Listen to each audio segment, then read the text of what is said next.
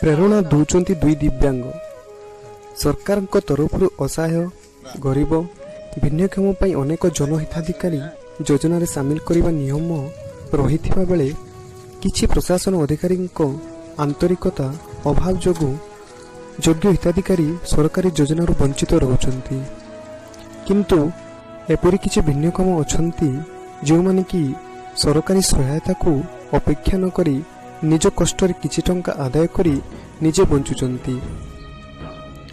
एहीपरि एक वास्तव चित्र देखिबाकू मिलिछि बैपारीगुड़ा ब्लॉक दशमंतपुर पंचायत अंतर्गत गिरलीपुट ग्राम रे।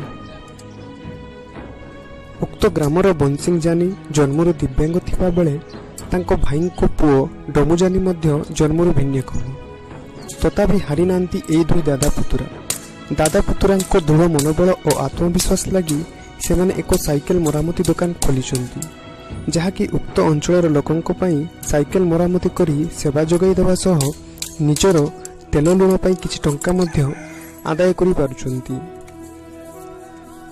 एही दृश्य सेमानंकु प्रेरणा दउछि जो माने भिन्नक्षम नथाई मध्य बेकार रे रहउचंती। आखपाख 3टी पंचायत लोके दादा पुतुरा साइकेल मरामती दुकान को निर्भर करिथिबा बेले किंतु सरकार पक्षरु ना दुकान गृह मिलिछि ना बैंक लोन मिलिछि ना अन्य सहायता मिलिछि। सेमानंकु सरकारी सहायता कइले केवल 700 टंका भत्ता और मासिक 10 केजी चावल रे और 2 जन को गोटे ट्राइसाइकेल रे सीमित होईछि योजना। मुंड गुंजिबा पई एक छोट झाटीमाटी रो पिरी छपर घरे बहु कष्टमष्ट रहउचंती।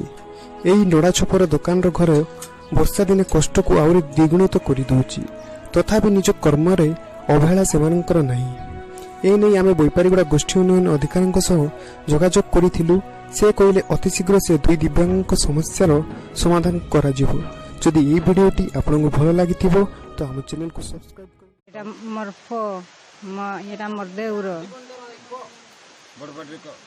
ये मोर केंती कर जी लाइनी साइकिल दुकान करी सरकार देखी कर देबा खाता मन गाई लाइनी देख लाइनी पोट काडी ने लाइनी सिना देवत नाही मन के एंती पियाल सानी लगा तो तेंती ताने सही लाइनी आमे आर गोडासु बोली साइज करलुनी आमे नइले सरी मन मरी जाइता डांडलो साइज करबाई की न कर देख लाइन तो गा लाइनी पोट काडी ने लाइनी मिसा देवत नाही सरकार तानी मिसा बुली बुली थाकी गालु केते पैसा छराई देलु मातम देमन देवत लागा नाही साइकिल सामान देउ बोले देवत नाही 2-3 हजार टका छराइलु सिना देवत नाही ऑटो भाड़ा सब कर नेलु सेमन देवत लागा नाही।